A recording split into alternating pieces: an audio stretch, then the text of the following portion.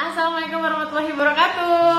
Waalaikumsalam warahmatullahi wabarakatuh. Ketemu lagi sama Teh Gina di sini di YouTube channel. Dan kita sekarang akan belajar ya. Jadi ada episode baru, nanti ada 2 sebenarnya sih. Yang satu ini tentang podcast kehidupan. Podcast kehidupan ya. Oke, sekarang kita akan belajar misalnya ya. Dan hari ini kita akan belajar apa, Miss? Hari ini kita akan belajar mengenai pecahan. Oke, pecahan. Sebelum kita belajar, kita harus, ini kan episode pertama, perkenalan dulu dong ya. Perkenalkan, ini namanya adalah Miss Eli. Nah, Miss Eli itu gurunya Handala dari TK ya. Sampai sekarang udah kelas 5 dan kelas 6. Ada Desta dari TK. Dari TK ya. Dan sekarang sudah mengajar di SMP. Mulai tahun ini ngajar di SMP Surya Kencana Bakti, insya Allah. Tapi kalau di SMP ngajarnya IPS. Oh, oke, ngajarin IPS. Oke, nggak nyambung, tapi insya Allah bisa diatasi dengan belajar. Oke, baik, kita langsung aja belajar mengenai pecahan. Silakan, Miss. Oke, pecahan. Ini kelihatan ya? Kelihatan kata. Pecahan. Nah, ini pecahan itu adalah salah satu materi pelajaran yang selalu ada di mana-mana. Di setiap jenjang sekolah pasti ada, SD, SMP, SMA pasti ada. Tentu dengan kesulitan yang berbeda-beda. Nah, di SD itu biasanya mulai dipelajari di kelas 3. Simpelnya itu dari mulai gambar biasanya. Jadi nanti akan disediakan gambar seperti ini. Ada gambar yang dibagi 4, kemudian ada yang diwarna-warnai. Nanti anak suruh menulis bentuk pecahan dari gambar tersebut. Nah, gimana sih caranya? Pecahan. Pecahan itu biasanya bentuknya seperti ini. Nah, dia terdiri dari pembilang dan penyebut. Pembilang itu biasanya ada di atas bagian pecahan, kalau penyebut ada di bagian bawah.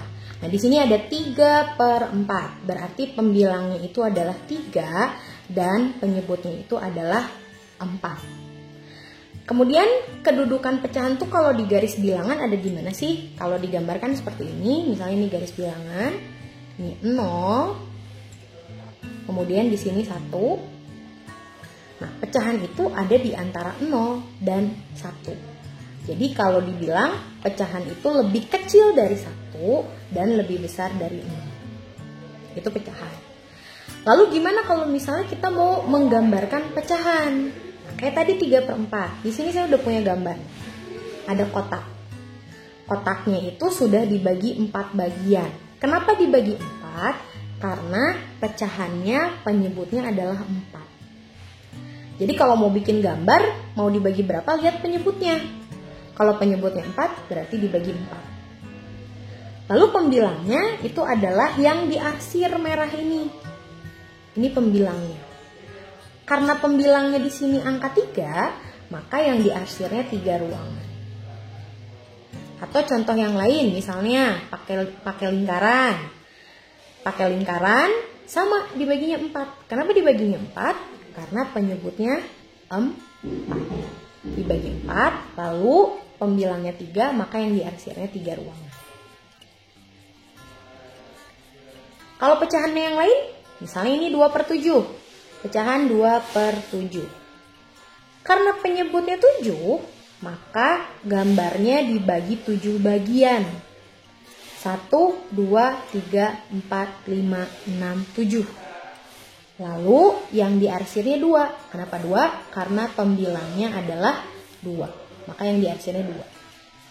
Nah, seperti itu. Sekarang kalau dibalik, ada gambar, misalnya gambarnya seperti ini, segitiga. Kemudian yang diarsirnya di sini, dan di sini. Bagaimana cara menuliskan pecahan dari gambar tersebut? Sekarang bikin dulu pembatasnya, kita lihat dulu penyebutnya. Penyebut itu yang di bawah, dan penyebut itu mewakili semua bagian yang ada di dalam gambar. Maka bagiannya yang mana saja? Ini 1, 2, 3, 4, 5, 6 bagian. Maka penyebutnya 6. Lalu pembilangnya, lihat bagian yang diarsir saja. Yang diarsir itu ada di sini, 1, 2, 3. Maka pembilangnya 3. Jadi pecahan dari gambar bisa ditulis 3/6. Seperti itu. Oke, sekarang kita lanjut ke jenis-jenis pecahan. Nah, jenis-jenis pecahan kita dua-dua aja ya. Pecahan yang pertama adalah pecahan biasa. Kemudian pecahan yang kedua adalah pecahan campuran. Bentuknya seperti apa? Bentuknya seperti ini kalau pecahan biasa. Seperti yang tadi diajarkan sebelumnya, pecahan biasa itu adalah 2/4 atau tadi 3/4 ya. Dan biasanya pecahan biasa itu pembilang lebih kecil daripada penyebut. Pembilang lebih kecil daripada penyebut. Nah, lalu selain pembilang lebih kecil daripada penyebut, ada juga pecahan yang sebaliknya, penyebutnya itu lebih kecil daripada pembilang atau pembilangnya lebih besar daripada penyebut, seperti ini. 5/3. Ini pecahan juga, tapi pecahan yang pembilangnya lebih besar daripada penyebut. Nah, dari sini kita bisa mengubah pecahan biasa tersebut menjadi pecahan campuran.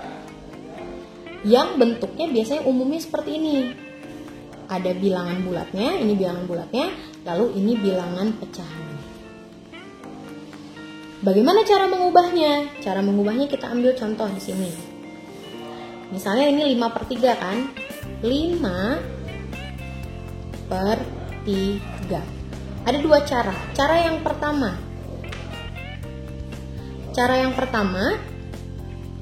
kita bikin dulu ininya, lalu si penyebutnya pindahkan. Karena penyebut selalu sama. Lalu untuk bilangan yang di depannya kita cari 3 itu kali berapa yang hasilnya mendekati 5 dan tidak boleh lebih dari 5. Kita cari di perkalian 3.